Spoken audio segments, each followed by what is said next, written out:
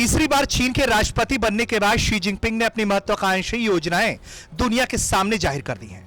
Jinping ने Beijing को बता दिया है कि अब दुनिया में खुलकर अपनी चौधराहट दिखाएंगे। इसके लिए वो अपनी विशाल सैन्य शक्ति का इस्तेमाल कवच की तरह करने जा रहे हैं। तीसरी बार राष्ट्रपति बनने के बाद अपने संबोधन में शी जिनपिंग ने चीन की सेना को ग्रेट वॉल ऑफ स्टील में तब्दील करने का संकल्प लिया।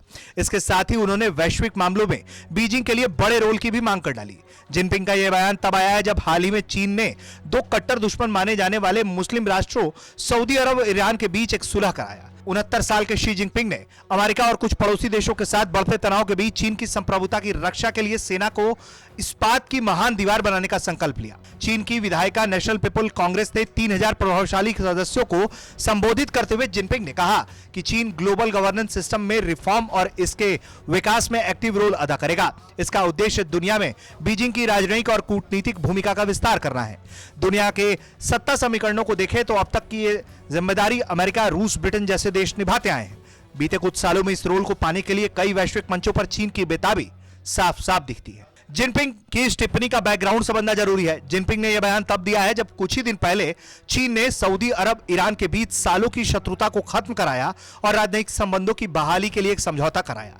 सबसे दिलचस्प बात यह है कि इसमें अमेरिका कहीं लूप पे ही नहीं था। अंतर्राष्ट्रीय संबंधों में इस घटना को कूटनीतिक तख्ता पलट के तौर पर देखा भी जा रहा है। अपने भाषण में शी ने कहा है कि सभी मोर्चों पर राष्ट्रीय रक्षा और सशस्त्र बलों के आधुनिकीकरण को आगे बढ़ाने के प्रयासों पर जोर दिया और चीन की सेना को the great wall of steel के रूप में विकसित करने का लक्ष्य देशवासियों के सामने रखा, जो चीन की संप्रभुता सुरक्षा की प्रभावी ढंग से रक्षा करने में सक्षम हो।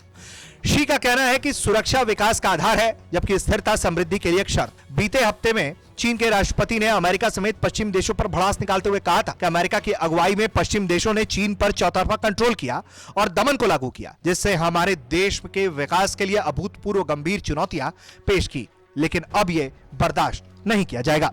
ब्यूरो रिपोर्ट, भारत तक।